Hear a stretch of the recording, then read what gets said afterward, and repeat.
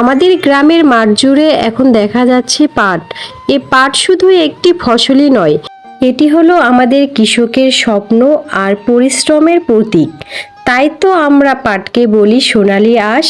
পাট ছিলার পরে পাটকুড়িগুলো যখন এমনভাবে রোদে শুকাতে দেয়া হয়, দেখতে কিন্তু বেশ ভালোই লাগে। এমন মনোমুগ্ধকর দৃশ্যগুলো কিন্তু গ্রামেই দেখা একমাত্র সম্ভব। আজকে কিন্তু ওয়েদারটা অনেক সুন্দর ছিল, মেঘলা আকাশ সাথে সুন্দর বাতাস বইছিল।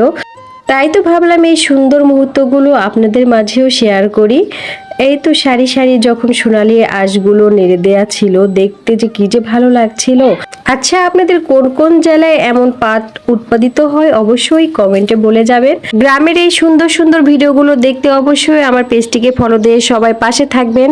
তো আজকের ভিডিওটি আর বেশি বড় করলাম না, দেখা হবে অন্য কোনো ভিডিওতে। সেই পর্যন্ত সবাই ভালো থাকবেন, সুস্থ থাকবেন, আর অবশ্যই লাইক কমেন্ট করতে ভুলবেন না।